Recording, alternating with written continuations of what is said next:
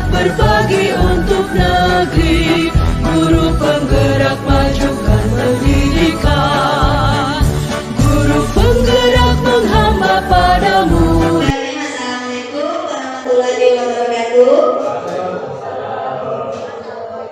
Yang saya hormati Bapak Kepala SMP Negeri 4 Hasan Pesisir, yang kami hormati Bapak Ibu Majelis Guru yang berkenan hadir pada acara atau undangan saya dalam rangka diseminisasi penyebaran pemahaman dan penerapan budaya positif. Ini adalah sebagai pemenuhan pembuatan tugas di CGP modul 1.4 tentang budaya positif oleh saya, Marhumah SD CGP angkatan 10 Kabupaten Kepulauan Meranti dari SMP Negeri 4 Hasan Pesisir. Baik Bapak Ibu, sebelum kita mulai pembahasan materi, marilah kita mulai acara ini dengan membaca Bismillahirrahmanirrahim. Baik, di sana ada penyebaran pemahaman dan penerapan budaya positif. Baik Bapak Ibu, kalau disebutkan oleh orang tentang kata budaya positif, apa yang terlintas di pikiran kita semua tentang budaya positif itu? Adakah Bapak Ibu yang oke Bu? Apa itu budaya positif? Budaya positif itu ialah nilai-nilai, keyakinan, dan kebiasaan di sekolah yang berpihak kepada murid. Hal itu dilakukan agar murid dapat berkembang menjadi pribadi yang kritis, penuh hormat, dan bertanggung jawab di sekolah. Terima kasih, sangat luar biasa. Nah, tepat sekali. Terima kasih Ibu atas penjelasannya tentang budaya positif. Budaya positif di sini adalah pembentukan karakter siswa. Pembentukan karakter siswa agar siswa tersebut berkarakter sesuai dengan profil pelajar Pancasila. Ya, bernalar kritis yang disebutkan Ibu tadi. Nah, kemudian lagi mandiri, bergotong royong, tersebut semua itu tertuang di dalam profil pelajar Pancasila. Nah, Bapak Ibu masih semangat? Nah, saya kira biar tambah semangat kita buat dialog sedikit lah ya. Nah, kalau saya sebutkan SMP Negeri 4 Hasan Pesisir, kita jawab Jaya, Jaya, Jaya, ya? Oke? SMP Negeri 4 Hasan Pesisir. Terima kasih atas semangatnya yang luar biasa mengikuti materi yang saya sampaikan. Baik, Bapak Ibu lanjut. Konsep utama budaya positif. Nah, di sini inilah yang akan saya jelaskan. Yang pertama tentang perubahan paradigma belajar. Kemudian yang kedua, disiplin positif. Kemudian kebutuhan dasar manusia. Selanjutnya motivasi perilaku manusia. Kemudian posisi kontrol restitusi. Kemudian keyakinan kelas.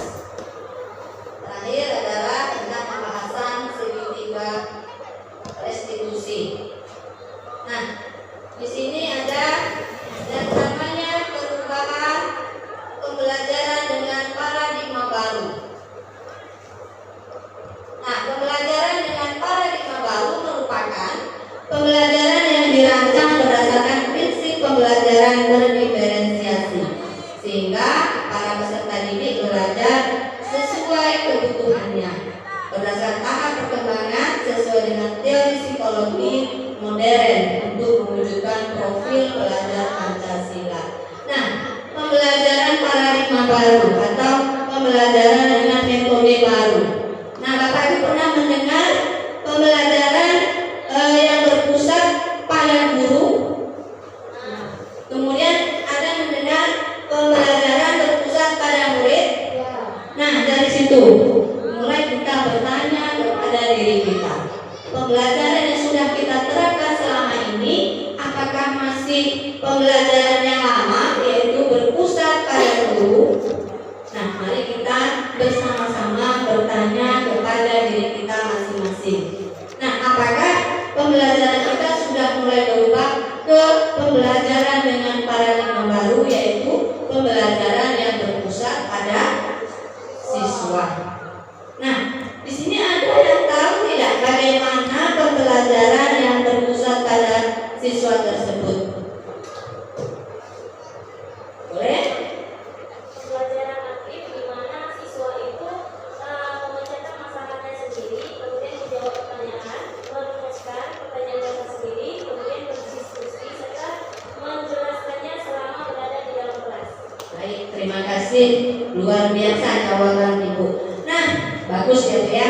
Nah, bahwa pembelajaran berpusat pada murid ini, kita memberikan peluang kepada siswa kita untuk menentukan jawabannya sendiri dan berkolaborasi dengan teman-temannya di dalam memecahkan masalah.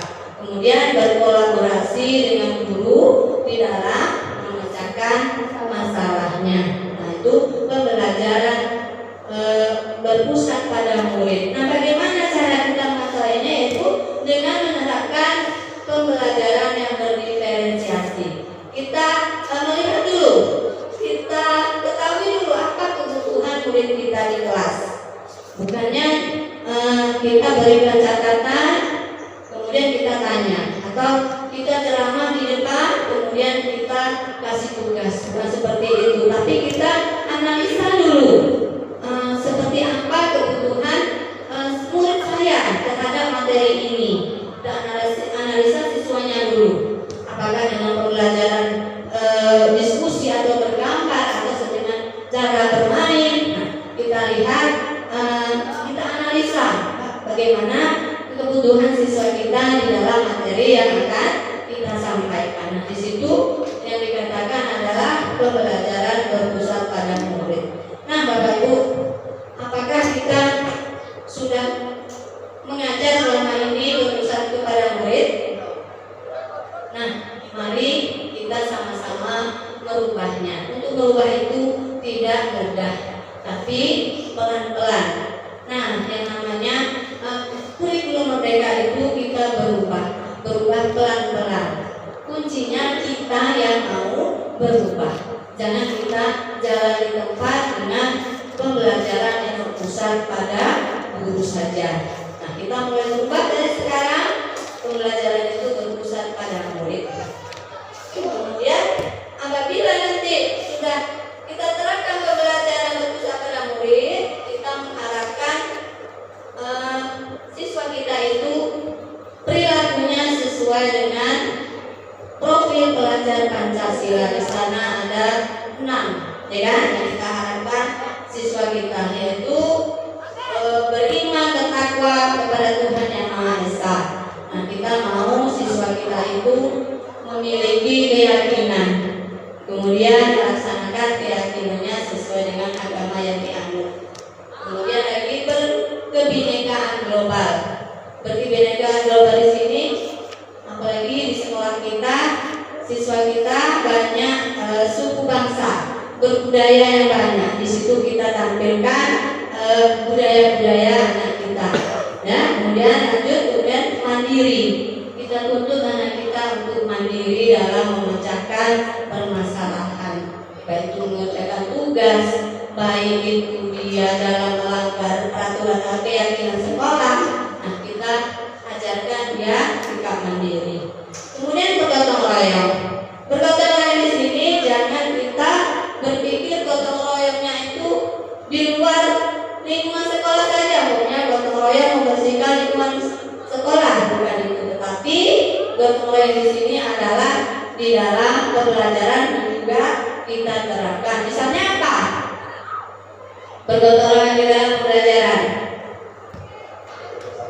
kerjasama di dalam diskusi kelompok, itu adalah salah satu contoh gotong royong. Jangan anggapan kita gotong royong itu di dalam membersihkan lingkungan sekolah saja, tapi di dalam belajar itu sangat banyak. Karena kan anak-anak kita saling berkolaborasi dengan teman-teman.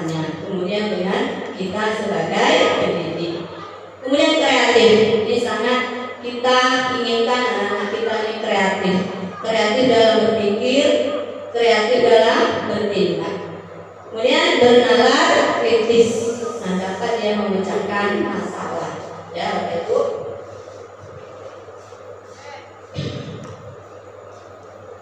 Lanjut, disiplin positif.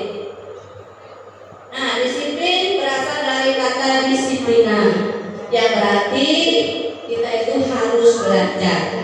Nah, bukannya disiplin itu yang kita pikir cenderung dengan hukuman, ya kan? Disiplin itu tidak, tapi kita belajar dari bagaimana supaya kita bisa mematuhi peraturan itu dari dalam diri kita, bukan melalui paksaan atau melalui mendapat imbalan atau melalui mendapat penghargaan seperti itu.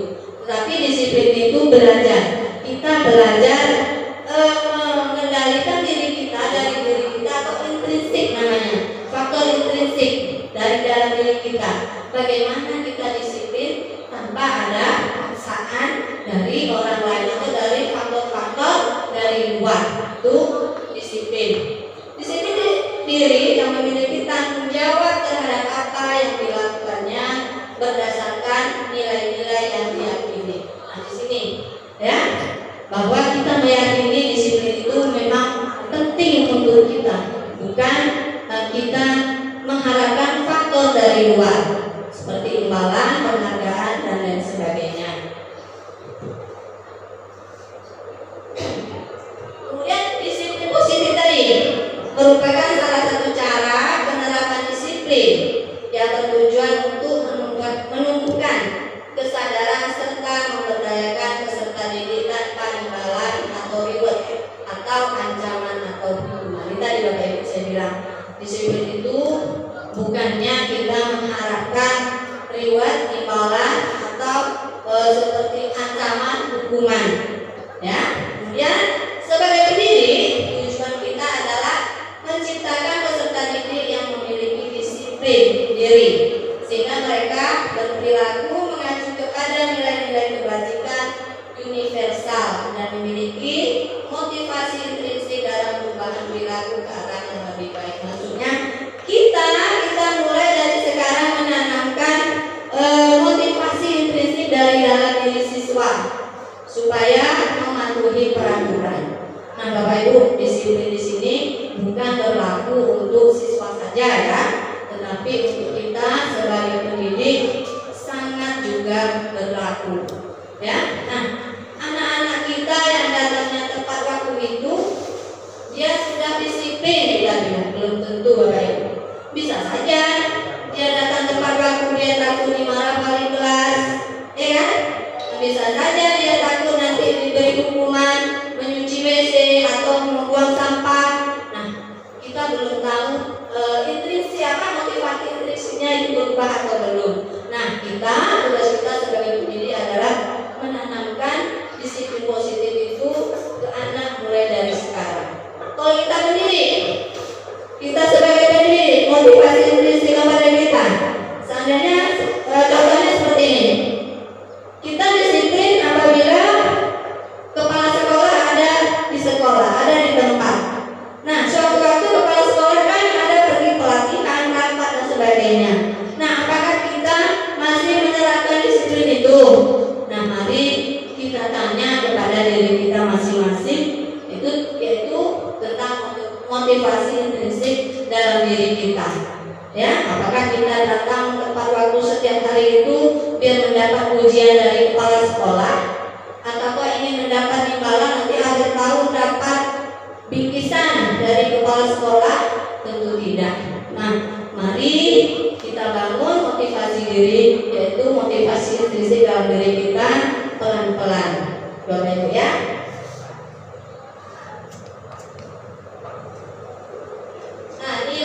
Nilai kebajikan ini adalah sifat-sifat positif manusia, merupakan tujuan mulia yang ingin dicapai setiap individu. Nilai-nilai tersebut bersifat universal dan lintas bahasa, suku, bangsa, agama maupun latar belakang. Inilah yang harus peserta didik kita nilai-nilai kebajikan.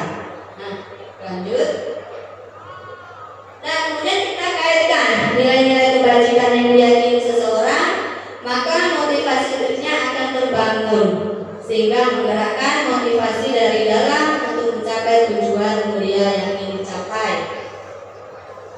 Kemudian nilai-nilai kebajikan yang dicapai oleh setiap anak Indonesia kita kenal dengan profil pelajar Pancasila. Maksudnya di sini apapun itu tingkah laku anak atau perilaku anak harus sesuai dengan nilai-nilai kebajikan yang sesuai dengan profil pelajar Pancasila yang sesuai dengan filosofi Bapak kita yaitu Ki Hajar Dewantara, bahwa anak-anak kita dituntut berperilaku sesuai dengan profil pelajar Pancasila. Nah, kita lihat kebutuhan dasar manusia. Nah, Bapak Ibu, kita semua ini pendidik maupun murid, nah, memiliki kebutuhan dasar manusia. Nah, mari kita lihat apa itu kebutuhan dasar manusia. Kebutuhan dasar manusia adalah sesuatu yang kita lakukan untuk mendapatkan apa yang kita inginkan. Seluruh tindakan yang kita miliki, tujuan tertentu, dan semua itu adalah usaha terbaik yang kita lakukan adalah dalam rangka agar kebutuhan dasar kita terpenuhi dengan baik. Nah, Bapak Ibu, di sana ada 5 kebutuhan dasar kita. Yang pertama adalah bertahan hidup. Nah, kebutuhan bertahan hidup ini seperti makan, minum, itu kebutuhan akan bertahan hidup. Nah, kita di kelas melihat ada murid atau peserta didik kita ribut atau peserta didik kita yang tidur. Nah, kita tidak boleh langsung marah, tetapi kita tanyakan kebutuhan dasar apa yang belum terpenuhi peserta didik kita waktu mau berangkat ke sekolah. Bisa saja anak kita tadi belum sarapan, atau malam tadi dia tidur belum sarapan sehingga dia ngantuk. Kemudian bisa saja malam tadi orang tuanya sakit sehingga dia bergadang menjaga orang tuanya yang lagi sakit. Nah, jangan kita sebagai pendidik langsung marah, ya, itu bertahan hidup. Kemudian kasih sayang dan rasa diterima, ini sangat penting. Kita harus memberikan perhatian, kasih sayang kepada peserta didik kita. Kemudian kalau dia masuk ke kelas, kita tanya dia jam berapa dari rumah, seperti itu. Nah, dengan pertanyaan seperti itu dia merasa diterima. Nah, kemudian dengan kita bertanya dia tidur-tiduran atau dia malas-malasan, di situ adanya sentuhan rasa kasih sayang atau perhatian kita sebagai pendidik kepada peserta didik. Ya. Kemudian lanjut penguasaan. Penguasaan di sini adalah dia berhak seluruh peserta didik itu mendapatkan prestasi, ya, prestasi. Walaupun dia anak orang tidak mampu, jika dia memang pintar, dia berhak mendapatkan prestasi yang baik. Itu ya Bapak Ibu. Kemudian kebebasan, dia bebas di dalam menentukan cara belajarnya. Kemudian bebas dia berpendapat, bebas menyampaikan alasan-alasannya, sana kebebasan. Kemudian kesenangan, anak kita butuh main. Seperti kita juga kalau sudah lelah bekerja, kita harus istirahat, setidaknya istirahat tidur, ya Bapak Ibu. Anak kita juga butuh kesenangan dengan bermain atau lain sebagainya. Itu kebutuhan dasar manusia. Kita lanjut, motivasi perilaku manusia. Apa itu motivasi perilaku manusia? Yaitu merupakan dorongan yang dimiliki seseorang individu yang dapat merangsang untuk dapat melakukan tindakan-tindakan atau sesuatu yang menjadi dasar atau alasan seseorang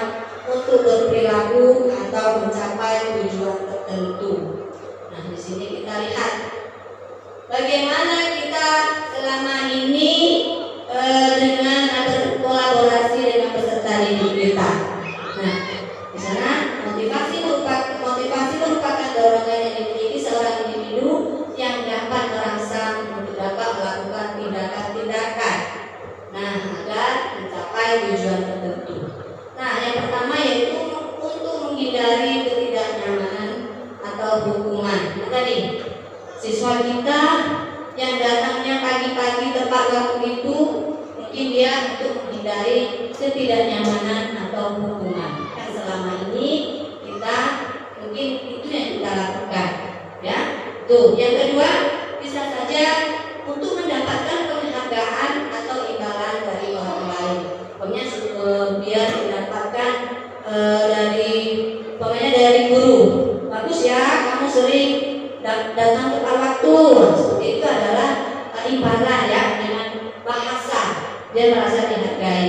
Kemudian untuk menjadi orang yang mereka inginkan dan menghargai diri sendiri dengan nilai-nilai yang mereka percaya. Maksudnya di sini adalah kita dalam menyelesaikan masalah siswa tidak boleh langsung menghukum, tetapi kita kembalikan kepada siswa kita sendiri bagaimana mencari solusi atas masalah yang telah dia buat atau memperbaiki dari rasa salahnya sendiri, bukan langsung menghukum, ya. Nah, itu menurut Ki Hajar Dewantara.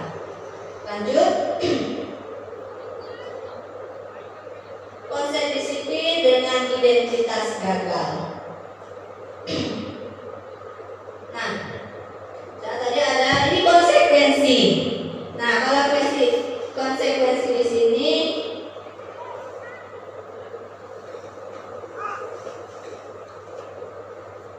adanya penguatan jangka pendek seperti hukuman, ya, seperti hukuman ada membuat kesalahan, tapi dia sudah peserta didik sudah tahu. Kalau hukuman tidak, kalau hukuman peserta didik lambat masuk kelas langsung kita suruh cuci WC, makanya itu hukuman, yaitu tiba-tiba siswa tidak tahu. Tapi kalau konsekuensi siswa sudah tahu.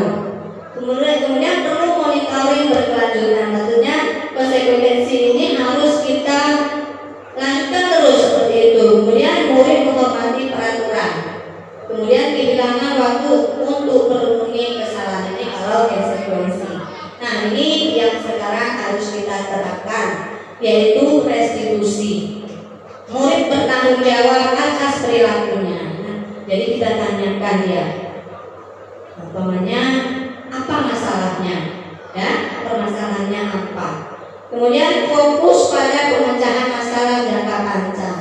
Nah, kita tanyakan masalah, kemudian bahwa manusia itu membuat kesalahan itu biasa atau manusiawi. Yang berbuat salah bukannya peserta didik yang itu saja, bisa saja peserta didik yang lain juga membuat masalah. Nah, itu dikatakan fokus pada pemecahan masalah jangka panjang.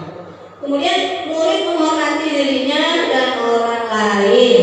Nah, ini ya, menghormati dirinya. Dia yang akan menanyakan kepada dirinya, apa salah saya? Nah, kalau saya lakukan itu kepada teman saya, kira-kira apa akibatnya? Itu dikatakan menghormati dirinya dan orang lain. Nah, sehingga murid-murid peserta didik kita ini tidak berperilaku kasar lagi. Nah, kalau kita terapkan restitusi. Kemudian teori kontrol, dirinya memegang kontrol. Peserta didik sendiri yang memegang kendali pada dirinya. Nah, itu semua harus kita mulai tanamkan ke peserta didik kita, ya. Yaitu tadi motivasi intrinsik dari dalam diri peserta didik. Kemudian murid bersemangat memperbaiki kesalahan. Nah, setelah kita berikan kontrol kepada dirinya, dia akan bersemangat memperbaiki kesalahan. Maksudnya dia sendiri yang mencari solusi terhadap masalah yang sudah dibuatnya, ya. Nah, jadi dia tidak lagi merasa dihukum oleh pendidik, ya. Bapak Ibu masih semangat? Nah, sepertinya sudah ada yang ngatur ya, karena sudah siap. Oke, kita lihat dulu. SMP Negeri 4 Pesisir. Terima kasih, semangat yang luar biasa. Nah, Lanjut, konsep disiplin dengan penerapan restitusi. Apa itu restitusi yang saya sebutkan tadi? Restitusi adalah proses menciptakan kondisi bagi murid untuk memperbaiki kesalahan mereka, sehingga mereka bisa kembali pada kelompok mereka dengan karakter yang lebih kuat. Masih di sini Bapak Ibu? Siswa membuat salah. Setelah membuat salah, tetapi apabila sudah dapat solusinya, dia masih diterima oleh kelompoknya, pokoknya sama teman-temannya. Bukan setelah membuat kesalahan dia langsung dikucilkan oleh teman-temannya. Nah, ini restitusi yang kita harapkan, bahwa setelah ada masalah antara siswa A dan B, nah kemudian dia berdua kita cari solusi penyelesaiannya. Karena sudah sepakat mereka berdua, nah mereka akan kembali kepada kelompoknya dalam keadaan yang baik-baik sesuai dengan karakter mereka. Tidak lagi adanya bullying, ya, tapi dia diterima kembali oleh teman-temannya atas kesalahan yang sudah dibuatnya. Nah, apa itu ciri-ciri restitusi? Yang pertama yaitu bukan untuk menebus kesalahan, namun untuk belajar dari kesalahan. Nah, yaitu restitusi. Nah, bukannya kita salah langsung dihukum untuk menebus salah kita cuci WC, bukan. Tetapi itu untuk belajar. Oh, kalau saya sudah berbuat seperti ini, ke depan saya tidak boleh mengulanginya. Itu yang dikatakan belajar dari kesalahan. Kemudian memperbaiki kesalahan. Nah, apabila kesalahan itu sudah tahu melanggar keyakinan kelas, nah kita bagaimana menerapkan ke siswa cara memperbaiki kesalahan tersebut. Kemudian tawaran, bukan paksaan. Nah, restitusi bukan paksaan, tapi kita tawarkan. Apa sebaiknya yang kamu lakukan agar Ani tidak kesakitan? Kita tanyakan kepada anak kita. Pokoknya kalau dia memukul, pokoknya seandainya jawabannya bla bla bla bla, ya, berarti jawaban itu tadi adalah kemauan dia sendiri atau solusinya dia sendiri, sehingga anak tidak merasa dipaksa atas hukuman atas kesalahan yang dibuatnya tadi. Itu yang dikatakan tawaran, bukan paksaan. Kemudian menuntut untuk melihat kesalahan sendiri. Nah, sekarang memang kita ketahui bahwa pendidikan itu menurut filosofi dari antara yaitu menuntun. Ya, menuntun itu berarti kita membimbing, mengajari, ya. Nah, kita tuntun kesalahannya, ya, kita tuntun bagaimana sebaiknya, ya kan? Penting tidak itu menurut kamu? Nah, itu yang harus kita tanyakan. Kita tuntun anak kita menjadi yang lebih baik, sama kita menuntun anak kita yang baru pandai jalan. Kita tuntun supaya anak kita pintar berjalan. Seperti itu juga kita menuntun peserta didik kita agar berperilaku yang baik. Kemudian yang kelima, mencari kebutuhan dasar yang mendasari tindakan. Nah, dia membuat kesalahan itu kebutuhan dasar apa yang tidak terpenuhi. Contoh tadi, anak ribut-ribut di kelas waktu kita memberikan materi pembelajaran. Bisa saja dia butuh kebebasan, atau mungkin dia bosan. Ibu ini materinya ceramah nulis. Nah, jadi bagaimana kita mengatasi anak itu tadi? Kita rubah cara mengajar kita di kelas. Dia butuh bebas, karena pembelajaran berdiferensiasi itu kita sesuaikan dengan kebutuhan belajar peserta didik kita. Nah, jangan langsung kita marah, ya, dengan melihat anak-anak kita ribut, anak-anak kita tidur tadi, ya, ribut. Yang kelima. Kemudian yang keenam, fokus pada karakter, bukan tindakan. Bukan langsung ada kesalahan langsung ditindak, tapi kita lihat karakternya. Kita kan pelan-pelan mulai mengetahui karakter peserta didik kita, ya kan? Nah, yang peserta didik karakter A, bagaimana cara kita mendekatinya. Nah, itu bukan langsung kita buat tindakan yang menghukum. Kemudian fokus pada solusi, kita cari solusi bersama. kita tawarkan solusi-solusi, kita tawarkan kepada peserta didik kita. Nah, karena kamu sudah membuat kesalahan, misalnya, sebaiknya kamu memperbaiki masalah ini bagaimana? Nah, pokoknya dengan meminta maaf, Bu. Meminta maaf itu penting tak untuk kamu? Jawabannya penting, Bu. Ya kan? Nah, seperti itu kita tawarkan, fokus pada solusi. Kemudian mengembalikan murid yang salah pada kelompoknya. Tadi, siswa yang bersalah jangan dikucilkan, tetapi kita kembalikan dia lagi ke kelompoknya, maksudnya ke teman-temannya lagi dalam keadaan yang baik-baik saja. Ya, jangan sudah bersalah, jangan dekati dia. Nah, janganlah kita sebagai peserta didik mengatakan seperti itu. Ya, Bapak Ibu, kita lanjut. Perbedaan ini ya, perbedaan antara hukuman, kemudian konsekuensi dengan restitusi. Nah, di sini kasusnya siswa terlambat masuk ke kelas. Nah, kalau hukuman, poin yang pertama, guru menghukum murid untuk membersihkan WC sekolah. Atau bisa jadi kemudian setelah kita berikan hukuman yang membersihkan WC, guru marah, murid menjadi takut. Itu kalau hukuman. Kalau peserta didik sudah takut, bagaimana mau menerima pelajaran kita ini? Nah, Bapak Ibu, itu kalau hukuman. Kalau konsekuensi, kita menerapkan konsekuensi, guru memberikan konsekuensi untuk menulis saya sering terlambat sebanyak 2 halaman buku. Nah, guru tegas, murid mematuhi peraturan. Dengan memberikan hal-hal seperti ini, kira-kira sudah tertinggal tidak pelajaran anak kita? Ya, tertinggal, Bu. Nah, ini ya yang restitusi. Guru menanyakan keyakinan kelas atau dirinya dan membantu murid menyelesaikan masalah. Kita tanya, kamu terlambat masuk ke kelas, sudah melanggar keyakinan kelas kita? Belum. Sudah, Bu, menjawabnya kan? Keyakinan kelas apa yang kamu langgar? Ya, kita tanyakan. Nah, guru terbuka dan murid menghargai dirinya dan orang lain. Nah, setelah itu kita tanyakan, kalau kamu melanggar keyakinan kelas apa yang kamu langgar?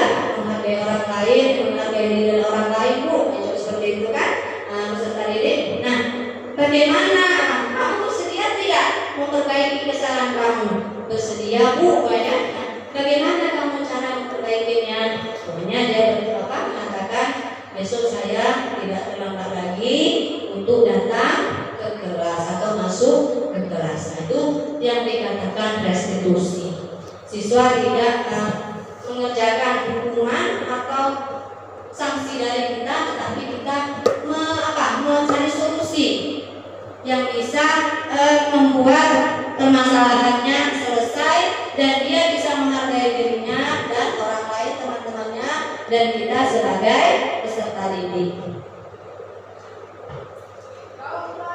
Kemudian posisi kontrol guru. Di sini ada 5. Nah, ini Bapak Ibu, ada penghukum, pembuat rasa bersalah, pemantau, teman, dan manajer. Nah, kita melihat posisi kontrol guru yang 5 ini adalah sudah kita lakukan semua, ya Bapak Ibu. Nah, kiranya kita sudah banyak membuat salah dalam mempraktekkan ilmu dari Ki Bapak Ki Hajar Dewantara. Nah, mungkin pelan-pelan kita mulai memperbaikinya dari sekarang. Nah, kita lihat bagaimana penghukum itu kalimatnya. Ini kita lihat pada kasus murid tidak ikut senam pagi.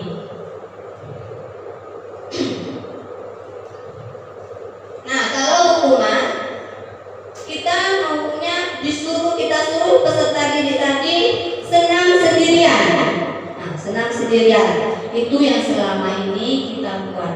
Atau kita suruh dia, atau kita beri hukuman yang lain, di WC atau membersihkan halaman sekolah, ya itu hukuman. Itu kalau kita sebagai penghukum. Kemudian posisi kontrol guru yang kedua adalah pembuat rasa bersalah. Nah, dengan kalimat kita ucapkan, siswa akan merasa bersalah terhadap dirinya. Namanya, berapa kali aku harus memberitahu kamu, ya kan? Ibu kecewa sama kamu, sering tidak ikut senam pagi. Nah, dengan kalimat kita seperti itu, berarti membuat anak kita, peserta didik kita merasa bersalah. Ya, kalau kita posisi kontrol kita sebagai teman, ayolah buat ibu bangga, ya kan? Nah, bagaimana? Itu teman, ya. Kali ini tidak apa-apa. Ke depan jangan buat lagi seperti itu. Apa posisi kontrol kita guru sebagai teman, ya. Kalau teman kan ngomongnya seperti peserta didik dengan temannya. Ayolah kerjakan, ya kan? Kalau pemantau, nah kalau pemantau ini kan kita melihat, ya kan bahasanya di sini adalah kamu sudah melanggar peraturan dan apa konsekuensinya. Nah, kalau melanggar peraturan berarti tidak ikut senam pagi, cuci WC. Nah, itu yang dikatakan kamu sudah melanggar peraturan dan apa konsekuensinya. Nah, ini Bapak Ibu yang diharapkan sekarang. Kita posisi kontrol guru sebagai manajer, bukan manajer di dunia perusahaan ya Bapak Ibu, tetapi manajer terhadap peserta didik kita. Ya, karena peserta didik kita itu adalah produk kita. Ya, produk yang akan kita keluarkan dari sekolah kita. Yaitu bentuk pertanyaannya tidak mengikuti senam pagi. Apakah kamu tahu kesalahanmu? Ya kan? Kira-kira apa yang akan kamu lakukan untuk memperbaiki kesalahan ini? Nah, kita lemparkan lagi mencari solusinya terhadap peserta didik. Pokoknya dia maunya, ya, dia maunya saya minggu depan tak lama lagi Bu.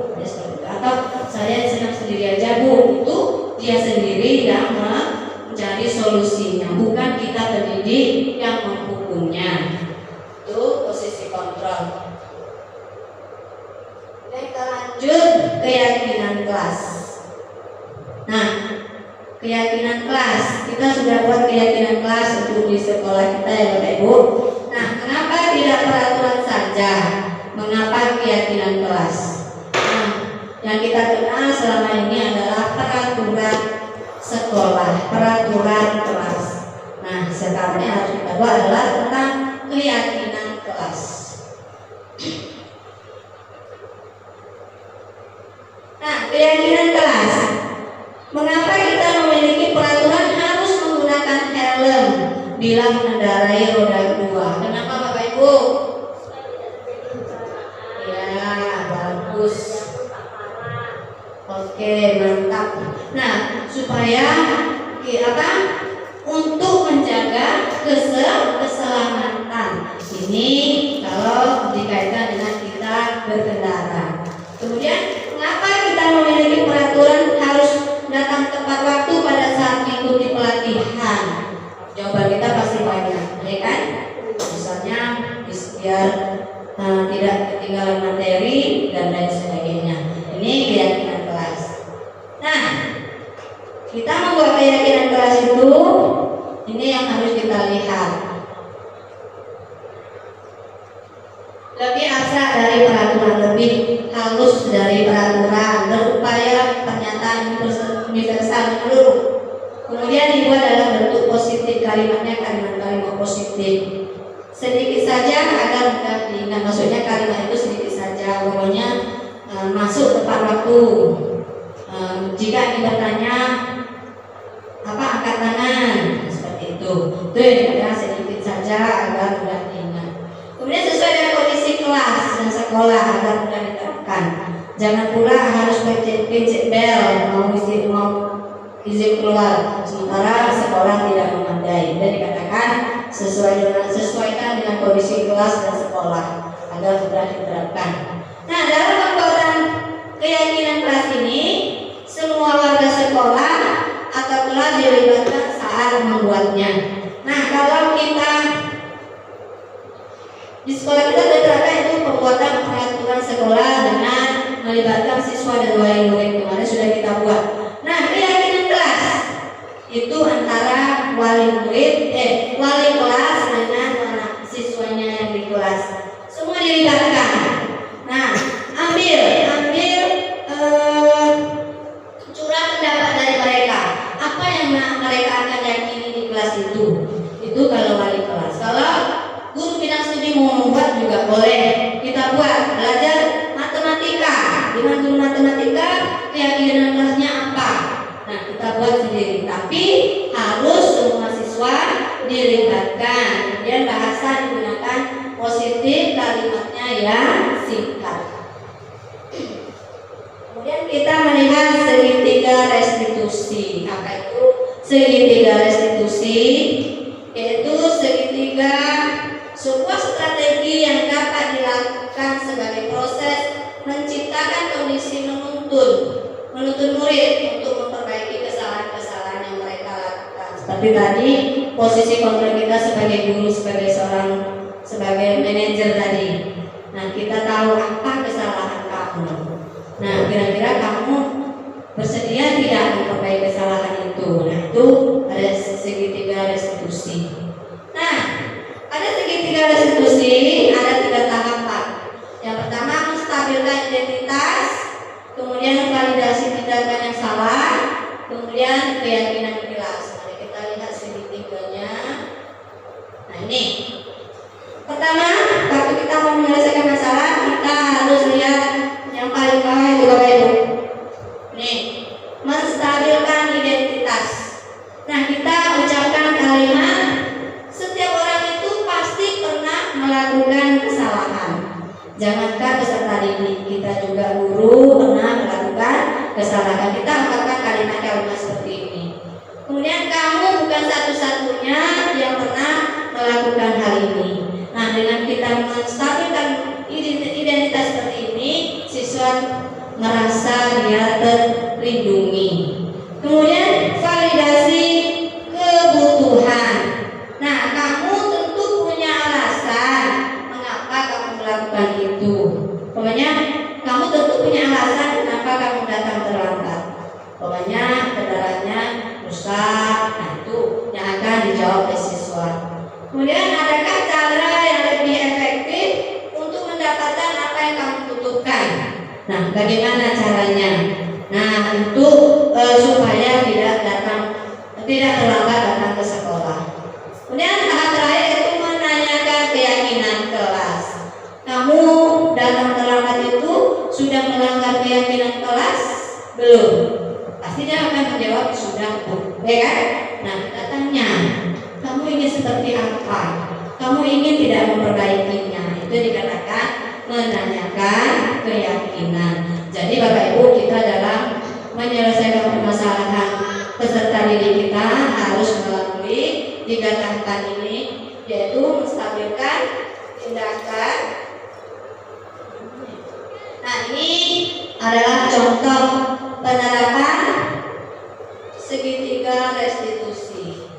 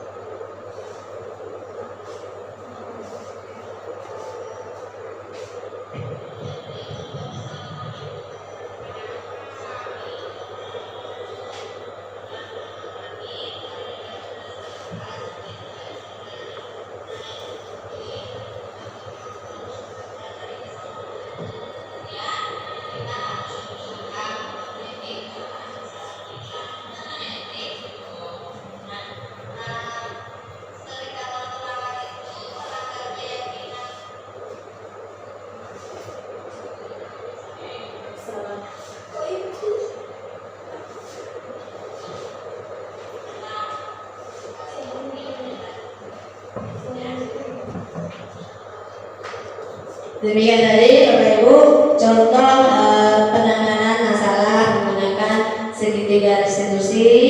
Terima kasih saya ucapkan kepada Bapak Ibu semua sudah berkenan mendengarkan pemaparan saya, yaitu tentang pemahaman penyebaran pengalaman budaya positif.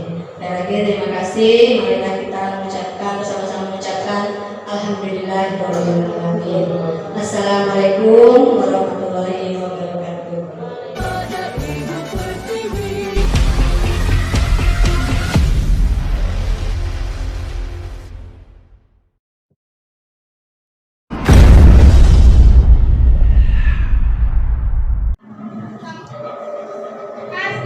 pada Ibu Pertiwi. Selamat pagi Henry, apa kabarnya? Tadi Ibu dengar dari laporan guru piket, katanya kamu sering datang terlambat ke sekolah ya? Sudah seingat kamu, sudah berapa kali kamu sering datang terlambat ke sekolah? 3 kali. Nah, baik. Henry, berbuat kesalahan itu adalah hal yang manusiawi dan setiap orang pun pernah mengalami melakukan kesalahan, mungkin juga pernah. Nah, yang terpenting kita harus belajar dari kesalahan itu. Kemudian kita harus berusaha memperbaiki kesalahan-kesalahan kita. Setuju Henry? Nah, sering datang terlambat itu melanggar keyakinan salah.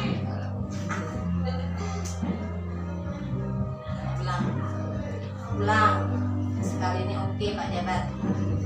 Ya. Selamat pagi Henry. Apa kabarnya? Semangat. Nah, tadi Bu dengar laporan dari guru piket, katanya kamu sering datang terlambat ke sekolah ya?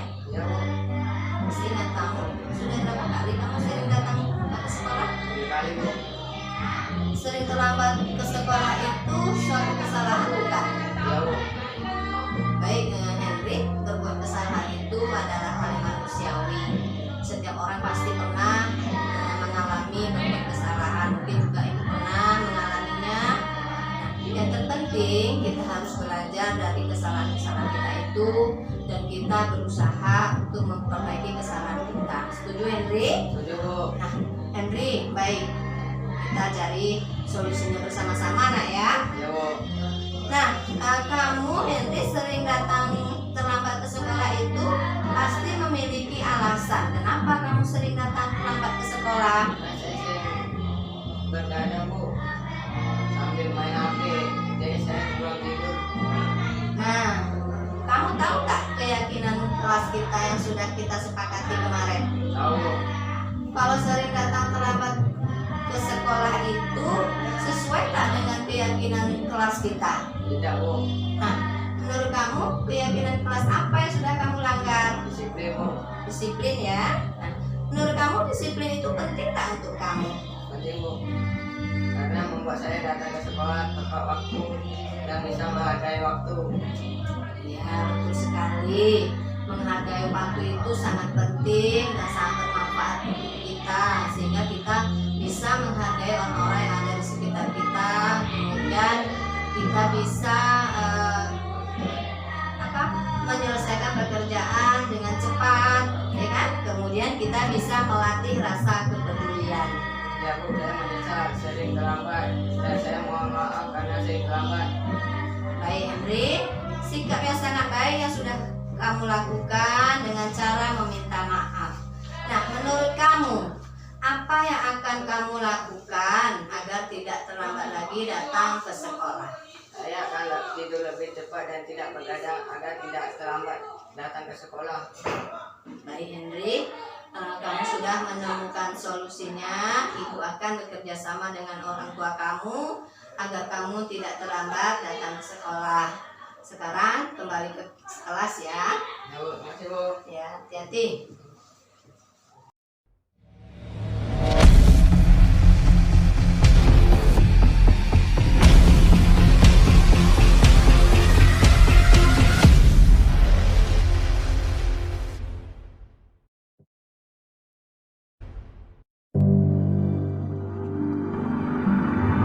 Selamat siang Indri. Apa kabarnya? Baik. Tadi Ibu dapat laporan dari ketua kelas. Katanya Endi bertengkar dengan Fibra. Iya Bu, habis saya kesal sih Bu. Kenapa kamu kesal, Indri? Sudah menyontek tugas yang saya buat dan mengambil buku saya. Oh gitu, wajarlah kamu marah dan kesal. Mungkin kalau di posisi kamu, Ibu akan melakukan hal sama. Nah, kamu tadi marah dengan Fibra bertengkar. Apa yang kamu lakukan sama Fibra? Saya marah-marah sambil meminta meja Bu. Tak meja. Nah, kamu sampai mengentak meja dan marah-marah, pasti kamu mempunyai alasan kenapa sampai kamu berbuat seperti itu. Iyalah Bu. Iyalah Bu. Masa saya diam saja, saya yang capek-capek mengerjakan soal. Fibra tinggal menyontek, tidak mau berusaha sendiri. Oh begitu nak ya, wajarlah kalau kamu marah karena kamu tidak rela pekerjaan kamu dicontek oleh Fibra. Ibu sangat menghargai sikap kamu yang sudah tidak berlaku lebih dari itu, misalnya kamu memukul. Nah sekarang coba kamu pikirkan, kamu menghentak meja tadi sesuai tak dengan keyakinan kelas kita? Tidak Bu. Tidak sesuai nak ya. Nah menurut kamu keyakinan kelas apa yang sudah kamu langgar? Saling menghormati antar teman Bu. Saling menghormati antar teman. Nah saling menghormati antar teman itu menurut kamu penting tak untuk kamu? Penting Bu. Penting ya. Nah baik, kalau menurut kamu penting, keyakinan kelas apa yang harus kamu lakukan pada saat kamu marah? Harus lebih bersabar Bu. Lebih sabar. Nah bersedia tak kamu memperbaiki masalah ini? Bersedia Bu. Nah apa yang akan kamu lakukan untuk memperbaiki masalah ini? Saya bersedia bersabar menahan amarah ini. Kalau ada teman yang menyontek, saya akan melaporkan kepada guru mata pelajaran atau wali kelas saya Bu. Dan saya akan meminta maaf dengan Fibra Bu. Oh, baik, tepat sekali tindakan kamu. Sikap yang sangat baik sudah kamu lakukan dengan cara meminta maaf. Tetap semangat nak ya. Terima kasih Bu. Nah sekarang kamu boleh kembali ke kelas. Oke, terima kasih. Nah Bu. Ya.